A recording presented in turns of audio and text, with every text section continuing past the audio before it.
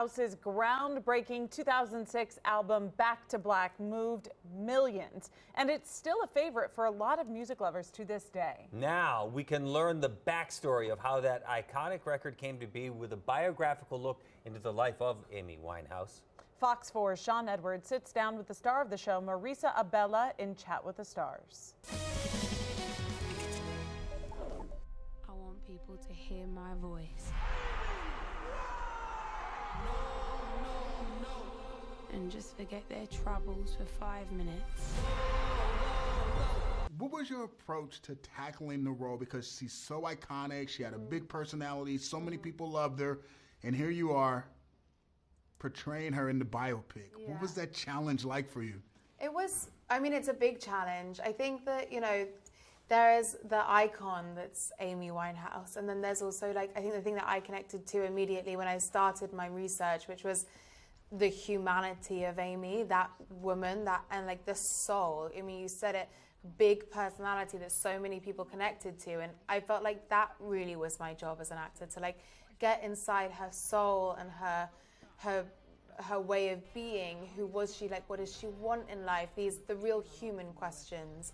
And then you have to layer everything else on top. Obviously, she's a very distinguishable figure, so it's important to make that ring true. But the most important thing was this feeling of Amy, the essence of her. I met someone tonight. Stay lucky, Amy. Got an eye for the bad boys. What was the pressure like? Because Sam, the director, made an incredible decision to have you actually sing the song. So we're not hearing Amy Winehouse, we're hearing you as Amy Winehouse with your own voice. Yeah. It's a huge task, obviously, in itself. When you hear that, it doesn't really seem to make much sense because it's such an iconic voice and such a distinguishable voice, let alone just singing in general. But I think what became clear to us throughout the process, first of all, Sam said to me, you don't have to sing. When I first got the job, it was the most important thing that I could carry the emotional life of this story.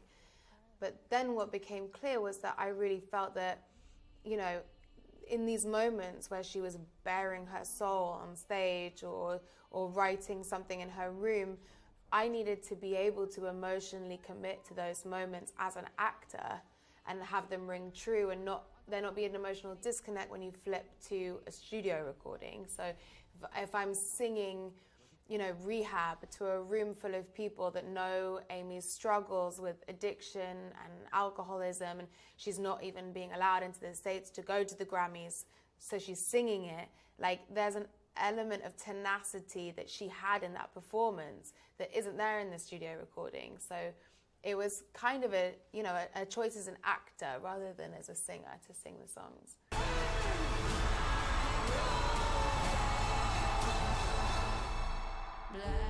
Sean Edwards, Fox 4 News.